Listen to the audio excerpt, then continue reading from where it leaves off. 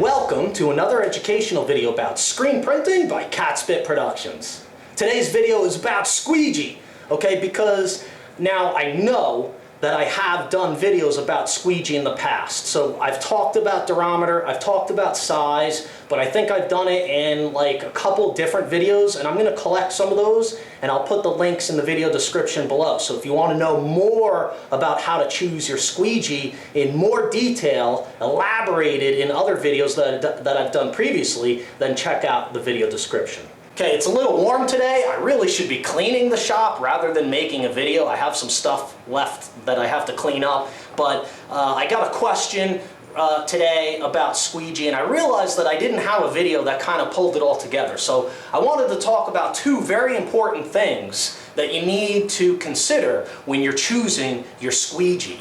All right, before I go on and talk about Squeegees, let's remember that you can support the continued production of free educational videos about screen printing right here on YouTube by doing business with Catspit Productions in any form, whether that's vector art conversions or buying screen printing supplies or buying screen printing equipment. Catspit Productions is an authorized Raynor dealer, and you can see all our offerings, or some of our offerings, as we build the e-commerce site at catspitscreenprintsupply.com. Let's talk about Squeegee.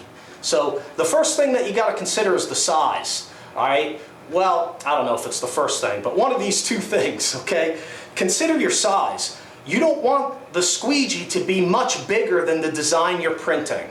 The reason for that is because the more Squeegee to screen contact you have, the more stencil drag is caused inherently by physics. Okay, you're talking about surface contact of the Squeegee blade to the screen. The more friction, the more contact it has, the more likely you are to experience stencil drag. So what we do is we try to choose the right size Squeegee, and the general rule of thumb is about a ½ inch over on each side. So if your design is 10 inches, your Squeegee would be 11 inches. Pretty simple. The other very important thing that we need to talk about is durometer. Okay, and durometer basically is a measurement of hardness for this polyurethane type or urethane type material. Okay, and also sometimes the durometer can be coded in color.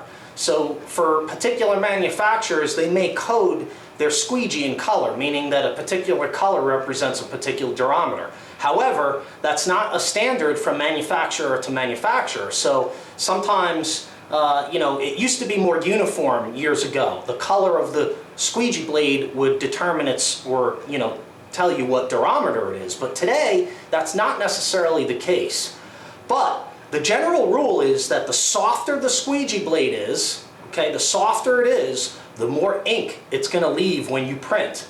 The harder the Squeegee blade is, like when you go into a blue, again, maybe not blue, but for instance, this is a blue Squeegee. This one here is probably about an 85 durometer, maybe almost 90 durometer. Okay, it's very hard, very sharp, very firm, doesn't bend or flex very easily.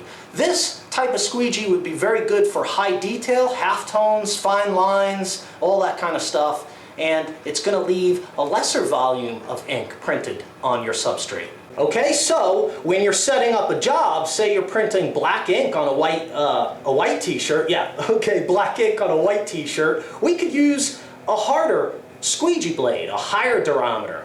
Now, if you're printing white ink on a black t-shirt, we're going to go back to the Squeegee rack and choose a softer Squeegee, a lower durometer. So lower numbers represent a softer Squeegee, higher numbers represent a harder Squeegee. Okay, so these things you have to consider when choosing your Squeegee.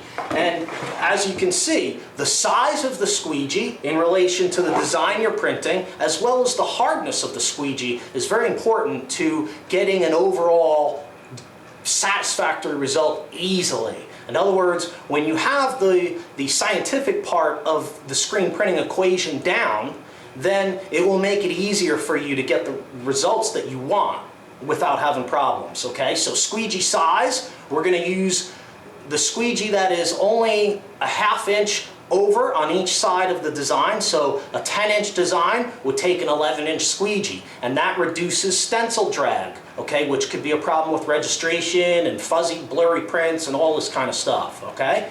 And Durometer. Durometer, we're going to choose harder squeegees when we want less ink printed, or we're doing high detail or halftones. When we want more ink printed, we're going to choose a softer Durometer. Okay? And please remember to check out the videos in the video links in the description below, because I think I have a couple of videos that kind of go into this a little bit more. Okay, so I just wanted to put those two things together, squeegee size and squeegee Durometer. They are important things to consider, despite what you may hear or see on YouTube. You should not be using a 12-inch squeegee for a 3-inch design. That's not necessary, and you're pushing around a lot more ink. It just doesn't make sense. And Durometer is something that I never see talked about really in screen printing videos on YouTube. So Durometer is definitely something important that you want to consider. Softer squeegees for higher ink volume, printed ink volume. Harder squeegees for less ink volume, okay? And like I said, higher detail, Am I getting confusing? If it's confusing, ask questions in the comments below. That's what I'm here for. Love to help out, love to teach. It's what I do. All right, so I hope you enjoyed this video. I hope this kind of pulled it together a little bit for you instead of having all this squeegee information kind of scattered about in my videos. I hope it helped out, and please remember, if you need screen printing equipment or supplies, check out catspitscreenprintsupply.com.